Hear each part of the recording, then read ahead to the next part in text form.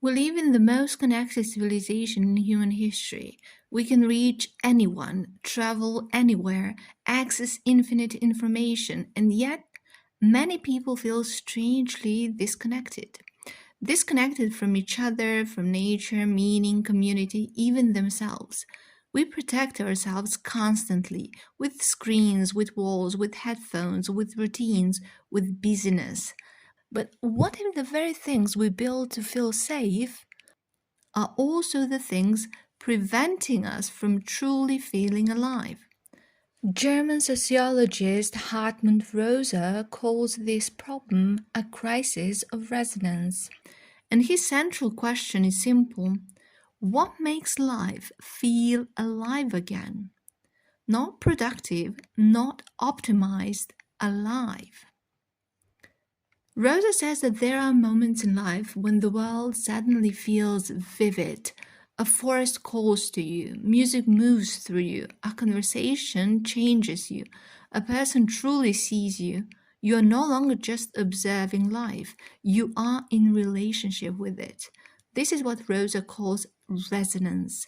Not harmony, not happiness, not permanent bliss, but a living connection between you and the world. A moment where something touches you and you respond. The world speaks and you answer. Resonance can happen in love, in art, in music, in friendship, in nature, in spirituality, in meaningful work, even in silence. But here is the crucial part: resonance cannot be controlled. The more aggressively we try to force meaningful experiences, the more they disappear. You cannot schedule wonder, you cannot optimize awe, you cannot command love to appear. Resonance is fundamentally unavailable on demand. And modern life struggles deeply with this. Modern society promises us more efficiency, more safety, more control, more optimization. But Rosa argues something paradoxical is happening. The more control we gain, the less connected we feel. We build systems to eliminate uncertainty. We surround ourselves with surveillance, planning, algorithms, constant stimulation, endless information. And yet, anxiety rises. Why? Because human beings do not come alive through total control. They come alive through relationship, through openness, through unpredictability. Rosa uses a powerful metaphor: the cave. Human beings increasingly build psychological caves: headphones, phones, walls, gated communities, curated feeds, ideological bubbles. We believe if I protect myself enough, I will finally feel secure. But research often shows the opposite. The more fortified people become, the more vulnerable they feel. More cameras and more alarms lead to more fear. Because safety without openness becomes isolation, and isolation slowly deadens resonance. Most people move through life in tunnel vision. We focus narrowly on our tasks, our goals, our screens, our schedules, but resonance requires something else: an openness to the world around us. Wide angle attention means noticing, sensing, perceiving context, feeling responsibility for your surroundings. Rosa contrasts two forms of responsibility: institutional responsibility, someone else is responsible, and situational responsibility, I see this situation, therefore I am involved. This changes everything. You stop asking whose job is this and start asking what is needed here. That could mean helping someone, opening a door, speaking up, paying attention, noticing suffering, sensing danger, caring for your environment. Resonance begins with attention, and attention begins when we stop sealing ourselves off from the world. At one point, Rosa says something deeply important: let yourself be touched and transformed. This may be the entire philosophy in one sentence. Modern culture teaches us protect yourself, brand yourself, optimize yourself, defend your identity, stay in control. But resonance asks the opposite. It asks, can you still be moved? Can beauty still interrupt you?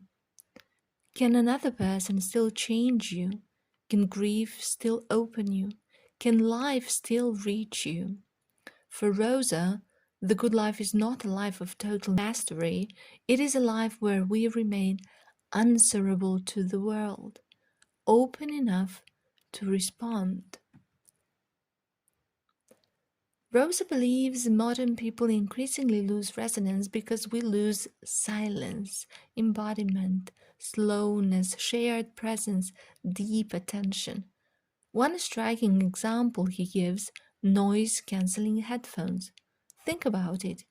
We literally place technology inside our ears to remove the world, and the smartphone intensifies this further. When absorbed by screens, we stop sensing the room, stop perceiving others, stop hearing subtle signals, stop inhabiting physical reality. Rosa compares this to how children naturally experience the world. Children are radically open. They absorb everything. They sense presence immediately. They feel atmospheres. But adulthood often becomes a process of closing. Closing emotionally, closing socially, closing politically, closing spiritually. And the result is not peace. It is numbness. Early in life, many people seek expansion, travel, experiences, achievement, world reach. Rosa calls this expanding world reach, but over time, something shifts. The dream changes. Not how much world can I conquer, but how deeply can I experience what is already here. Rosa says his ideal future is simple: sitting in a garden and still feeling connected to the world. This is profound because maturity may not mean experiencing more and more. It may mean learning how to experience more deeply, to feel wonder without needing constant novelty, without endless stimulation, without escaping your own life. The central question becomes: is reality ultimately meaningful? Is existence noise, chaos, fragmentation, or is there some deeper coherence beneath it all? Rosa uses the metaphor of music. Perhaps life is like a symphony, not predictable, not always pleasant, sometimes overwhelming, but somehow connected. Moments of beauty, of pain, of tension, of release. And meaning may not come from fully understanding the symphony, but from sensing that we are inside it, that our lives participate in something larger than isolated survival.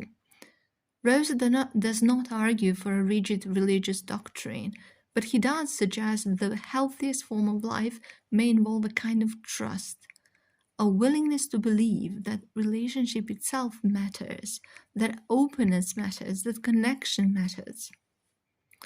So, what do we do with all this? How do we actually live differently? Perhaps it begins very simply. Practice wide angle attention. Look up, notice people, sense situations. Protect spaces of resonance: music, friendship, nature, conversation, silence. Stop treating life like a productivity machine. Not every moment needs optimization. Let yourself be interrupted by beauty, by grief, by wonder. Resist total closure. Not every uncertainty is a threat. Stay answerable to the world. Remain capable of being touched, because maybe the deepest human tragedy is not suffering. Maybe it is becoming unreachable. And maybe the good life is simply this: not controlling the world completely, but remaining open enough for the world to still speak to you.